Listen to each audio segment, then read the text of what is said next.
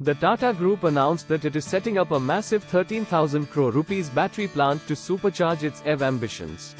Its EV sales jumped by 60% in May compared to last year. Calling Tata an EV giant may be a bit of a stretch considering the nascent stages the EV market is at. After all, EVs just make up 1% of cars sold in the country. But since Tata Motors enjoys an 80% market share in this space, we think it's fair to label it as one. Don't you? But how did a struggling entity take the crown as India's favorite EV carmaker? In one word, jugaad, which just means a hack. Let us explain. Think back to the pre-EV era of 2018. Maruti Suzuki was the preeminent carmaker, and it still is. It knew the pulse of the Indian market and realized that almost 80% of car buyers in India shop in the lower than 10 lakh rupees category. But creating EVs in that price range was going to be hard because the batteries alone cost a bomb. They can make up over a third of an EV's cost because of the use of rare earth materials like lithium. And they'd have to import most of the components. Maruti Suzuki was clear that it made sense to foray into EVs only if it could sell at least 10,000 a month. Since there just wasn't enough demand, the numero uno carmaker stayed on the sidelines. Even the government's clarion call to shift to EVs and the subsequent subsidies they doled out couldn't budge Maruti. But that was enough for Tata Motors. They didn't care about the big numbers. They just wanted the first mover advantage. They latched on to the opportunity. But rather than build a factory and an EV from scratch, they resorted to jugaad. See, in 2016, their R&D team in the UK took up a hatchback ICE, internal combustion engine, vehicle and simply swapped out its engine for an EV battery and electric motor. It worked. The car managed to deliver a range of 100 kilometers on a single charge. And when it realized that this strategy could save a lot of money, the company doubled down on it. It simply used its existing unused floor space to hand-fit batteries into the bodies of regular fuel vehicles. Yup, it was fit by hand and not by fancy robotic equipment. It was a low-risk play. Quite ingenious, no? And 2 years and multiple tests later, Tata's Tigor EV with a range of about 213 kilometers was ready for sale. And guess what? Tata managed to price it below the fabled 10 lakh rupees barrier. Sure, a 5-seater EV sedan at that sort of price got everyone's attention. But it still wasn't enough for Tata to stamp its authority. So they went back to the drawing board. They ran a survey and realized that the biggest problem people had with EVs was, what if I run out of juice on the way somewhere? People wanted a bare minimum of 200 kilometers guaranteed range on the road. That meant that Tata needed a pack that would have a certified range of at least 300 kilometers. This would push the price up. But the survey also said that customers wouldn't pay more than a 25% premium for an EV. And when Tata Motors crunched the numbers, they found that they could either put a 300 kilometers pack in their hatchback or in their SUV.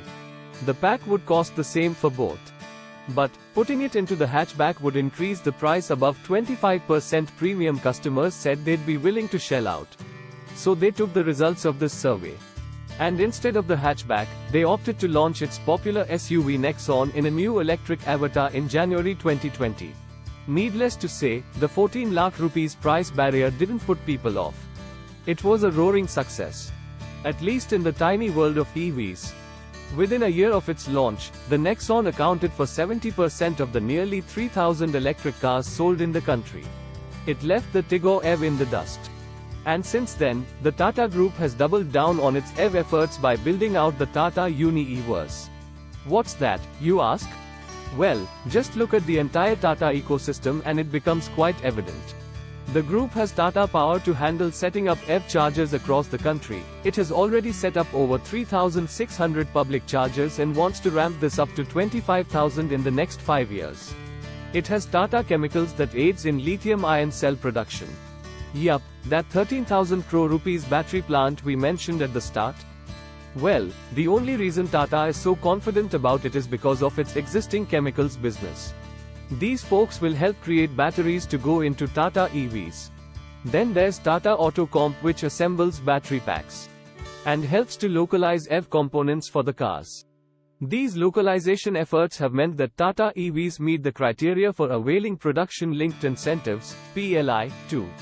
As you can see, the Tata Group is quite the EV powerhouse. But Tata Motors realized that to really push the envelope further, it couldn't simply keep converting an ICE vehicle into an EV. It needed a distinct EV platform that could churn out newer models. And it needed an EV subsidiary that was unencumbered to do that. So it raised $1 billion and set up the Tata Passenger Electric Mobility Company last year. Now with this kind of a head start, it certainly looks like it'll be tough to dethrone Tata Motors, no?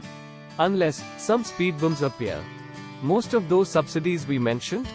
Well, that was only applicable if the car was priced below 15 lakh rupees.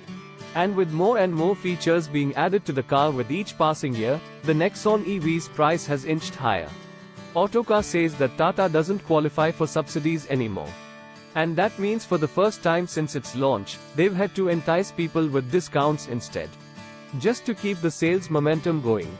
And we don't know how feasible this will be for the company in the long run. Then there's competition too. Like Mahindra, which has made a name for itself in the SUV space. While its first electric SUV, the XUV 400, is still just a tiny sliver of the market, it has the ability to change the dynamic quickly. Or there's Honda, Maruti Suzuki and Toyota that have decided to push hybrids instead of EVs. And these cars are selling like hotcakes now. They've beaten pure EV sales in the past couple of quarters. But despite that, Tata doesn't intend to test the hybrid waters for now. Simply because it doesn't want to toy with a transitional technology if going electric is the ultimate way forward to reduce emissions globally. Also, the companies in the Tata Uni-verse don't exclusively serve Tata Motors. They're autonomous companies and are free to go about their business as usual. For instance, Tata Power has a partnership with Hyundai to help build charging stations too. And Tata Chemicals could create lithium-ion batteries that can be used by other EV car makers as well. So yeah, while the Tata Group and its entities might have an iron grip right now in the EV ecosystem in the country, Tata Motors is on its own. It can't simply rely on the group and will have to keep the pedal to the metal if it wants to remain at the top of the EV food chain. Until then, don't forget to share this videos.